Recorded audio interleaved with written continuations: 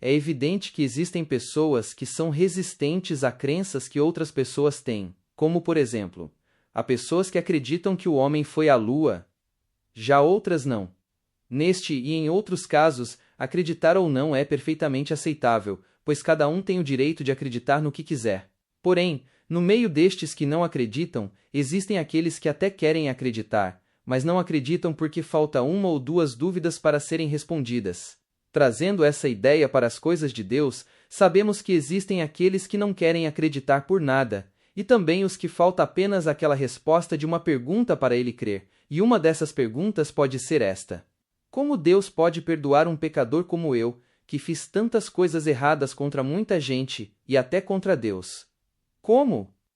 Ou talvez, não acredito que Deus perdoaria uma pessoa tão devassa, tão perversa quanto uns que eu conheço. Esta hesitação não é por má vontade, mas sim pela lógica humana que tenta medir o amor de Deus com a régua da justiça e do mérito. A nossa experiência mundana nos ensina que o perdão tem limites e que as consequências dos nossos erros são duradouras. Por isso, a ideia de um perdão total e incondicional parece irreal e impossível de ser alcançado. A verdade é que estas dúvidas nascem de um coração que no fundo deseja ser limpo, mas não consegue conceber um amor tão grande que seja capaz de ignorar o registro de falhas. É o peso da culpa, o acusador interno que nos diz que já fomos longe demais, que nossos erros nos marcaram para sempre. No entanto, o Evangelho é a boa notícia de que o perdão de Deus não se baseia no quão pouco nós pecamos, mas no quão perfeitamente o sacrifício de Jesus Cristo foi. O perdão não é algo que conquistamos, mas um presente que recebemos quando paramos de olhar para nós mesmos e olhamos para a cruz. Então vejamos os versículos abaixo que Paulo escreveu para uma comunidade cheia de pessoas de origens e passados muito diversos. Vocês sabem que os maus não terão parte no reino de Deus. Não se enganem, pois os imorais, os que adoram ídolos, os adúlteros, os homossexuais, os ladrões, os avarentos, os bêbados, os caluniadores e os assaltantes não terão parte no reino de Deus. Alguns de vocês eram assim, mas foram lavados do pecado, separados para pertencer a Deus e aceitos por Ele por meio do Senhor Jesus Cristo e pelo Espírito do nosso Deus.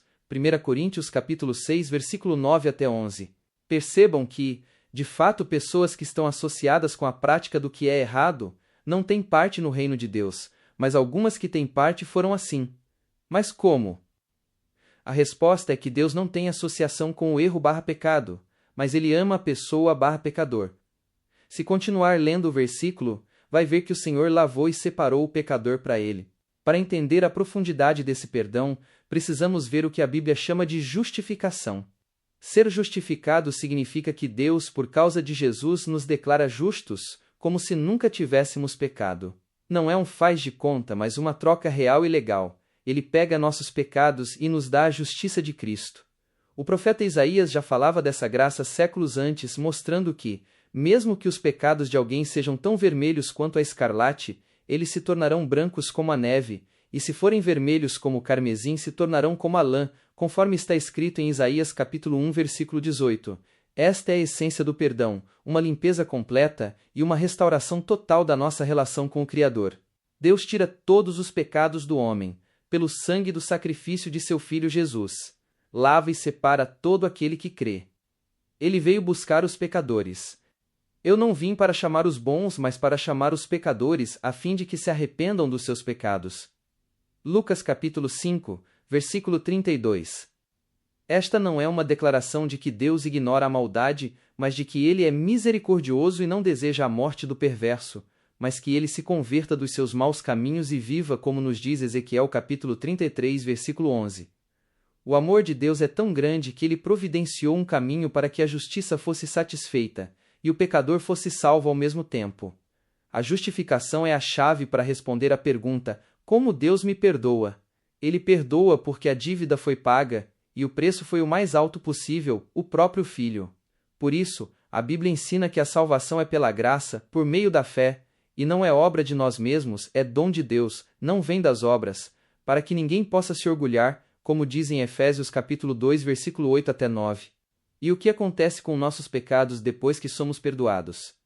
O salmista nos ajuda a entender quando diz que, como o Oriente está longe do Ocidente, Assim ele afasta de nós as nossas transgressões, em Salmos capítulo 103, versículo 12. Pense na distância entre o leste e o oeste. Essa distância nunca se fecha. Assim é o perdão de Deus, um afastamento completo e final do nosso erro. O profeta Miqueias também tem uma imagem belíssima ao dizer que Deus lançará todos os nossos pecados nas profundezas do mar, conforme Miqueias capítulo 7, versículo 19. Quando algo é jogado no fundo do oceano, a intenção é que nunca mais seja resgatado ou lembrado. Da mesma forma, Deus escolhe ativamente não se lembrar dos pecados que foram perdoados. Ele nos concede uma folha em branco, uma nova chance, não porque mereçamos, mas porque Ele é fiel à sua promessa de perdão. A dúvida sobre ser perdoado é também a dúvida sobre a nossa capacidade de mudar, sobre se conseguiremos nos manter limpos. O versículo de 1 Coríntios capítulo 6, versículo 11, diz que fomos lavados e separados, ou santificados. A santificação é o processo que ocorre depois da justificação, é a jornada de ser transformado dia após dia, para sermos mais parecidos com Jesus. Esse processo também não depende da nossa força, mas do poder do Espírito Santo que vive em nós, nos guiando e nos dando forças para viver uma nova vida. Não se trata de uma perfeição instantânea, mas de uma nova direção de vida, uma nova natureza, que busca agradar a Deus e se afastar do que Ele abomina. Portanto, não tenha dúvida. Se você quer aceitar o presente de Deus, vá a Ele como está, e diga a Ele que se arrepende. Então Ele vai te lavar e separar para Ele. O arrependimento verdadeiro não é apenas sentir culpa, é mudar a sua mente e se desviar do caminho errado. Não é um sentimento de pena por ter sido pego, mas uma mudança de direção na vida. É reconhecer que seu erro é enorme, e crer na enorme grandeza do perdão de Deus.